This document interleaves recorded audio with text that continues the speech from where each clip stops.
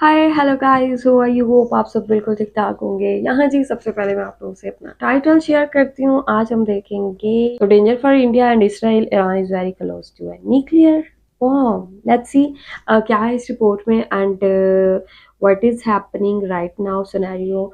बिना time waste किए video देखने से पहले चैनल पे न्यू है तो चैनल को लाजमी सब्सक्राइब और वीडियो को लाइक करें। तो चलते हैं, देखते हैं वीडियो। Let's see. नमस्कार and welcome you all to study IQ. मैं हूं प्रशांत धवन और इस वीडियो में हम बात करने वाले हैं एक ऐसे जियोपॉलिटिकल इवेंट के जो हमारे बहुत ज्यादा करीब है। पता नहीं कि ये अगले दिन होगा, एक हफ्ते बाद, एक महीने बाद, मगर मैं आपको ये बता दूं, ईरान एक बहुत ही ज्यादा पावरफुल कंट्री बन सकता है इन द फ्यूचर, एक न्यूक्लियर बॉम्ब को टेस्ट करके। और पूरी दुनिया इस पर आर्टिकल पब्लिश कर रही है। आप एक बात नोट करना, इंडियन आर्टिकल्स में ना वर्ल्ड वॉर का इतना मेंशन आपको नहीं मिलेगा। हम लोग उतने चिंतित नहीं हैं जितना इजराइल चिंतित है, जितना यूएस चिंतित है, जितना यूके चिंतित है। वहां पर तो उनके मीडिया में ओपनली ये बात लिखी जा रही है कि ईरान ने वर्ल्ड वॉर 3 का डर दुनिया में स्पार्क कर दिया है over the fears of a atomic bomb arsenal. Iran के पास देखिए माना जा रहा है कि इतना यूरेनियम, इतना एनरिच यूरेनियम बहुत ही जल्द हो जाएगा जिससे ये लोग वेपन्स बना पाए, न्यूक्लियर वेपन्स बना पाए। और चुपचाप ईरान देखिए पहले तो एक अंडरग्राउंड न्यूक्लियर टेस्ट करेगा। इससे देखिए होगा क्या कि ईरान की जो सेफ्टी है ये इंश्योर हो जाएगी। आप में हम सब जानते हैं कि उसामा बिन लादेन पाकिस्तान में छुपा रहा था। पाकिस्तान में आज भी बहुत सारे आतंकवादी हैं। यूएस को ये बात पता है, कई कंट्रीज को पता है। मगर जब भी बात आती है पाकिस्तान के खिलाफ एक्शन लेने की, एक फैक्टर है जिससे हर कंट्री रुक जाता है। पाकिस्तान के पास न्यूक्लियर वेपन्स है। अगर कुछ हो गया, अगर कुछ अनहोनी हो गई तो उस सिचुएशन को कौन संभालेगा? सेम केस आप अगर देखोगे नॉर्थ कोरिया का है। नॉर्थ कोरिया की इकोनॉमी बर्बाद हो चुकी है। हर लिहाज से आप देख लीजिए, नॉर्थ कोरिया साउथ कोरिया से आपको पीछे मिलेगा। मगर फिर भी कोई भी नॉर्थ कोरिया पे अटैक करने से पहले 50 बार सोचेगा, क्योंकि नॉर्थ कोरिया के पास न्यूक्लियर वॉरहेड है आज के समय। तो आप इमेजिन कर सकते हैं ईरान में यही करने की कोशिश कर रहा है। एक बार ये लोग दुनिया को बता दे कि वी हैव न्यूक्लियर वेपन्स, उसके बाद ईरान कल को अगर मान लीजिए इजराइल पे कुछ करता भी है तो उसके बाद इजराइल का जो भी रिस्पॉन्स होगा वो लिमिटेड होगा। इजराइल भी कई बार सोचकर यूएस से सलाह मशवरा करके ही एक बड़ा एक्शन ले पाएगा, क्योंकि यूएस भी इजराइल को यह कह देगा कि अब ध्यान से, अब तुम ओपनली तेहरान में हमास के चीफ को नहीं मार सकते, क्योंकि अब ईरान के पास न्यूक्लियर वेपन्स आ चुके हैं। हमें पता नहीं कहानी कहां चली जाएगी। और आप एक बात नोट करिएगा, जैसे ही ईरान के पास न्यूक्लियर वेपन्स आ जाते हैं, इस पूरे रीजन में, एशिया के इस पूरे रीजन में ना एक चेन बन जाएगी कंट्रीज की, 5 देशों की जिनके पास खुद के न्यूक्लियर वेपन्स हैं। ईरान, ठीक है, एक, फिर पाकिस्तान, इंडिया तीसरा, चाइना चौथा, और फिर नॉर्थ कोरिया। और इंटरेस्टिंग बात देखिए, 1 2 3 ये 4 सभी 5 कंट्रीज yes. लैंड रूट से एक दूसरे से कनेक्टेड हैं। इजराइल के पास भी न्यूक्लियर वेपन्स हैं, तो टेक्निकली आप कह लीजिए इवन दो इजराइल कनेक्टेड नहीं है विद ईरान एक लैंड बॉर्डर के साथ, मगर एशिया का जो ये पूरा रीजन है, ये कहा जाता है कि कल को अगर कोई न्यूक्लियर वॉर होगी तो मोस्ट प्रोबब्ली यहीं पर होगी, क्योंकि बहुत सारे देश इस एरिया में इकट्ठा हो रहे हैं जिनके पास न्यूक्लियर वेपन्स आ रहे हैं। और याद रखिएगा, सऊदी अरेबिया के ऑफिशियल्स ने काफी बार मीडिया को यह कहा है कि अगर ईरान के पास न्यूक्लियर वेपन आ गया, सऊदी अरेबिया अपने डॉलर्स के रिजर्व्स का, अपने पैसे का अंधा इस्तेमाल करके जल्द से जल्द ये भी कोशिश करेंगे कि इनके पास भी न्यूक्लियर वेपन्स आ जाएं। तो सरप्राइज मत होइएगा कि इस रीजन में ऑलरेडी ईरान को आप अगर काउंट कर लीजिए, 6 कंट्रीज न्यूक्लियर वेपन वाले आ चुके हैं। सातवां in the future Saudi Arabia भी आ सकता है। और एक बात नोट करना, बेंजामिन नेतन्याहू हाल ही में जब यूएस गए थे, यूएसए के पार्लियामेंट को जब ये संबोधित कर रहे थे, इन्होंने ईरान के न्यूक्लियर वेपन्स का स्पेसिफिकली मेंशन किया और ये भी कहा कि देखिए, ये मत समझिएगा कि ईरान के न्यूक्लियर वेपन्स सिर्फ इजराइल को ही टारगेट करेंगे, ये हर एक अमेरिकन शहर को भी टारगेट करेंगे।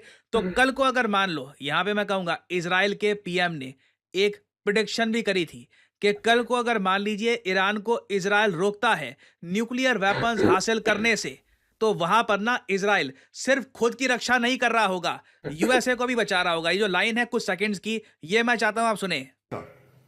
And one more thing. When Israel acts to prevent Iran from developing nuclear weapons that could destroy Israel and threaten every American city, every city that you come from, we're not only protecting ourselves, we're protecting you. इस sentence पर पूरे US parliament ने खड़े होकर तालियां बजाई थी कि हम सिर्फ अपनी रक्षा नहीं कर रहे हैं, हम आपकी भी रक्षा कर रहे हैं। और इजराइल का देखिए क्लियर पॉलिसी है, इजराइल के पीएम नेतन्याहू की क्लियर पॉलिसी है, ईरान बिल्कुल बहुत ज्यादा करीब है वेपन्स ग्रेड यूरेनियम के, और कभी भी ये न्यूक्लियर टेस्ट ये लोग कर सकते हैं। और इसलिए मैं कहूंगा मिडिल ईस्ट में आज के समय वॉर का खतरा इतना बड़ा बना हुआ है, और ये खतरा देखिए ना सिर्फ इजराइल को डालता है डेंजर में, इंडिया भी देखिए इससे बहुत ही बड़े खतरे में आ जाता है। क्योंकि याद रखिएगा, जिस दिन ईरान पर एक बड़ा अटैक होगा, ईरान स्ट्रेट ऑफ हर्मुज ये जो इलाका है इसको चोक कर देगा। इंडिया का बहुत सारा ऑयल जो आता है मिडिल ईस्ट से, ये आना रुक जाएगा। एक्चुअली ना सिर्फ इंडिया का, जापान का, यूएस का, आप देखोगे एक ग्लोबल स्टॉक मार्केट क्रैश होगा उस दिन। मेरे शब्द याद रखना, ये सडनली एक दिन होगा, मेरे ख्याल से उस वक्त किसी को बेचने का टाइम भी नहीं मिलेगा। It will happen so suddenly, और एक के बाद एक बड़े बड़े इवेंट्स होंगे। और ऑब्वियसली उस केस में भारत की जो इन्वेस्टमेंट है चाबार पोर्ट में, ये भी रिस्क में आ जाएगी। तो डेंजर सिर्फ इजराइल को नहीं होगा, इंडिया को भी होगा। इजराइल को देखिए और टाइप का डेंजर है। मान लीजिए ईरान इनिशियल अटैक को झेल लेता है। ईरान पहली बात तो बहुत ही सीक्रेट तरीके से, जिस तरीके से इंडिया ने पोखरण किया था ना, यूएसए को पता नहीं लगा था। बिल्कुल जब पोखरण टेस्ट हो गया उसके बाद यूएसए को पता लगा कि हाँ ठीक है, इंडिया ने न्यूक्लियर वेपन टेस्ट कर लिया है। अगर वही काम करता है ईरान, तब देखिए ईरान पे अटैक होने के चांसेस काफी हद तक लिमिट हो जाते हैं। मगर कहीं से अगर मान लीजिए मोसाद को एक प्रॉपर डेट का पता लग जाता है, जो मोस्ट प्रॉब्ली पता लग जाएगा ईरान के केस में, कि ये लोग कब न्यूक्लियर टेस्ट करेंगे, कितने दिन बचे हैं, 2 दिन, 1 दिन, और उससे पहले इजराइल देखिए अटैक करता है ईरान पर, देन डेफिनेटली एक बड़ी वॉर हो सकती है पूरे मिडिल ईस्ट में। अगर मोसाद ने वो डेट मिस कर दी, मोसाद चकमा खा गया, फिर उसके बाद मैं कहूंगा कि सारे चांसेस नील बटा सन्नाटा हो जाते हैं।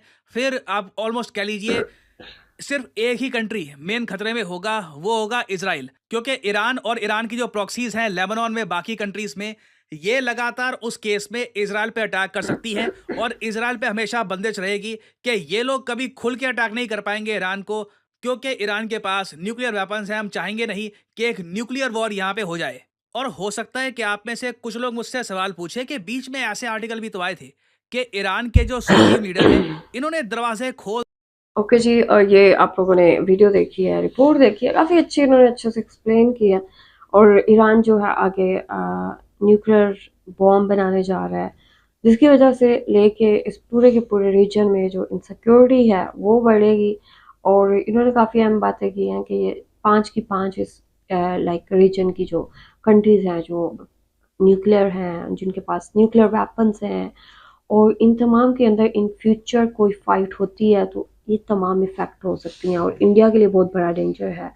एंड स्पेशली यहाँ पे इन्होंने कहा कि अगर ईरान इसराइल पे अटैक करता है तो इसकी वजह से सबसे ज़्यादा नुकसान इसराइल का होगा, क्योंकि ईरान जो है इसराइल की जो बॉर्डर एरियाज़ की जो कंट्रीज़ हैं उनके साथ कनेक्टेड होगा, और वो तमाम जब लाइक इसराइल पे अटैक करेंगे तो ज़ाहिर सी बात है यहाँ पे इसराइल को नुकसान होगा। वेल यहाँ पे इन्होंने बहुत बहुत ज़्यादा और अच्छी इंफॉर्मेटिव जो वीडियो है वो शेयर की है। तो आप लोग क्या कहेंगे यार इस चीज़ के बारे में? आगे जो न्यूक्लियर वेपन्स हैं वो बढ़ते जा रहे हैं दुनिया में, शायद ही पीस जो है वो रह सके। और क्योंकि ये न्यूक्लियर वेपन्स जो है ना सिर्फ लोगों की जान के लिए ख़तरा है, बल्कि एक जो नेचुरल चीज़ है, एक जो अर्थ है, इसके लिए बहुत बड़ा डेंजर है। आप लोग क्या कहेंगे? आप लोगों का क्या कहना है? आप लोग जो भी कहना चाहते हैं लास्ट में बताएं कमेंट सेक्शन में।